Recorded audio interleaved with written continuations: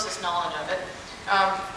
The #1 search engine within Korea is Naver, and as I talked about at the beginning of my presentation, it's the 5th largest search engine worldwide. Naver was started in the late 1990s as a question and answer search engine. Sounds a little bit like Yahoo Answers, but they innovated it. User-generated content at its best over 10 years ago. We're only just starting to pay attention to user-generated content here now.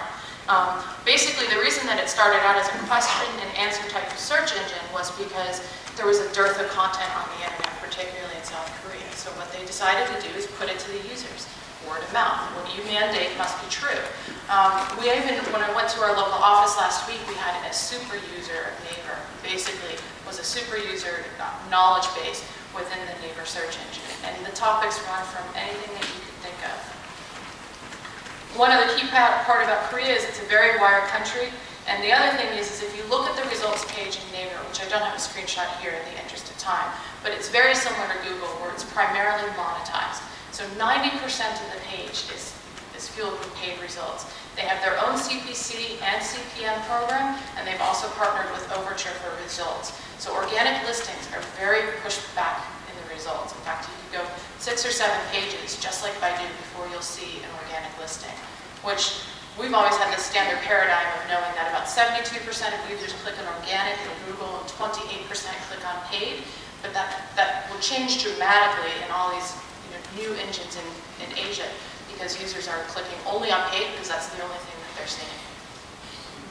And then finally, I think we had a seminal moment in the United States a couple of years ago when Pontiac did a television commercial, and their call to action was, if you don't believe us, if you don't take our word for it, Google us. So basically, they were calling users who were seeing their TV ad to actually Google Pontiac.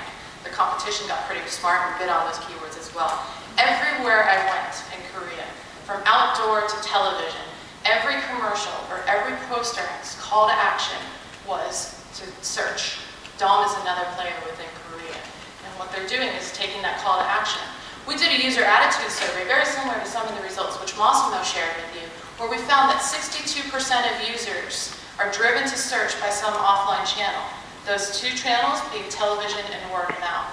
So marketers in Korea, as well as China and Japan, have already picked up on that, and that's what they're making their call to action.